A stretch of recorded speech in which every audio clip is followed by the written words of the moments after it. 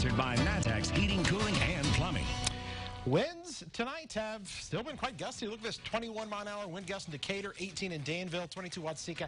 Out of the northwest, these winds have been gusting all day, eventually going to die down for us by tomorrow. Satellite radar picture showing a lot of cloud cover. There is moisture here down to our south, closer to St. Louis. That's going to track across far southern Illinois as we go throughout tonight. Temperatures are in the low 40s still. It actually doesn't feel too bad.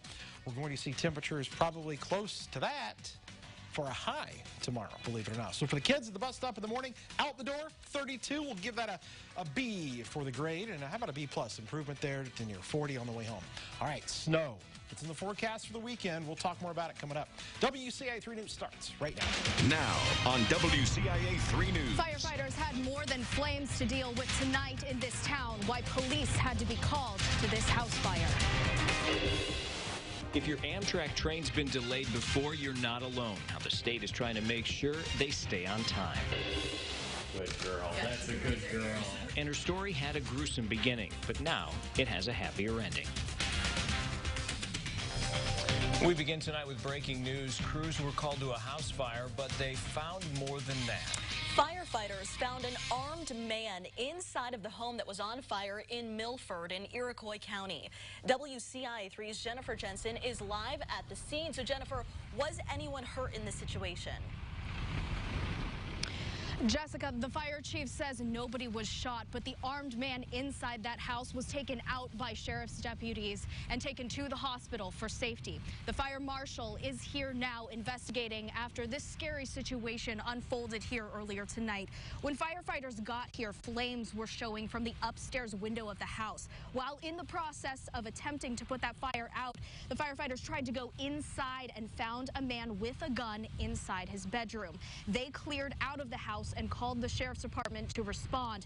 The fire chief says the armed man was threatening the firemen while holding a gun. There is evidence of shots fired inside the house, but right now the fire chief won't say if that happened in the time they responded to the fire. The fire is now out, and like I said, the fire marshal is still here investigating right now. As soon as I get any more information, I will keep you updated. Live in Iroquois County, I'm Jennifer Jensen, WCIA 3, your local news leader. Let us know if you hear anything else. Jennifer, thank you so much. One man was sent to the hospital after police say he was shot this afternoon. It happened on Brookstone Court, a block away from Booker T. Washington Elementary School in Urbana. Police say a 23-year-old man was shot twice in the stomach. He was sent to the hospital with serious injuries. No word on his condition or if anyone is in custody. Here's an update now. A teenager charged with robbing a bank in Champaign will be tried as an adult. It happened last month at Regions Bank near West Clark and South State Street.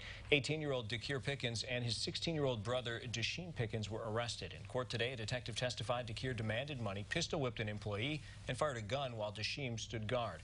Both teenagers were caught after they led police on a half-mile chase. A judge decided Dasheen should be tried in adult court because he already has a criminal history. He's awaiting sentencing for several car burglaries. Another person has died from a vaping-related illness in Illinois. This is the 5th reported death in the state. Public health officials say the person was in the hospital for several weeks with a lung injury from using e-cigarettes. They are pleading with people to stop using e-cigs that have THC. Almost 200 people in the state have experienced lung injuries from vaping. Police have launched an investigation at St. Thomas More High School in Champaign. They're looking into possible sexual assault or abuse. Police say this happened late last week. Nobody's been arrested, but police say they're looking into a few male students there. In an email to parents, the school said it wasn't able to share much because of the investigation, but Principal Sister Bridget Martin says she is not tolerating the actions that took place. Several parents contacted us expressing their concerns. We reached out to the school and Diocese of Peoria for more information, but have not heard back. A part of the principal's email to parents reads, quote, "I have personally spoken with all parties involved and have dealt with the situation on the school level." The Illinois Education Association responded to the backlash from the seclusion rooms in schools. The Chicago Tribune and ProPublica reported the misuse of isolated quiet rooms to punish students, primarily those with special needs. A day later, the State Board of Education filed emergency rules to ban these seclusion practices and create stricter rules.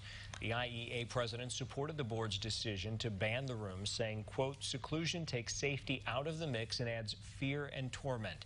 Calm rooms or reflection rooms should provide caring adults, helping to support students and to teach them strategies for self-regulation.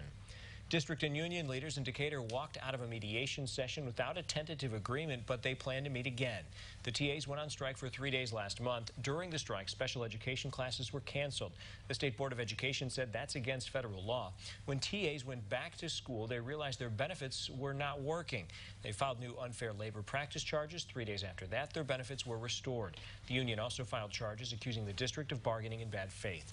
The district and union sent a joint statement tonight saying they're hopeful a settlement will happen soon, and the union submitted a proposal for the board to review at its next meeting. The board's next meeting is December 10th, the next bargaining session December 16th. New for you tonight, lawmakers are trying to make sure your Amtrak trip is on time.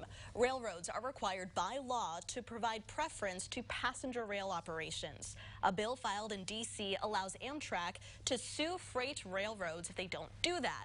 This comes after Amtrak published a report that found across the country Amtrak trains were late 27% of the time. 60% of those delays were because of freight interference. Good news for the state, unemployment numbers are down. The Illinois Department of Employment Security says the rate is down for 14 cities across Illinois and jobs are up in 11. The state saw growth in transportation, government, education, and health services. It's been a long road for one family, why a veteran is getting a medal decades after his death. Plus this. It's almost like she's forgiven people for what's happened to her. She's been given a second chance at life. Now she's giving her new owners lots of love. The homecoming of a dog whose story became viral. And good news for Illinois basketball. We'll tell you who committed tonight.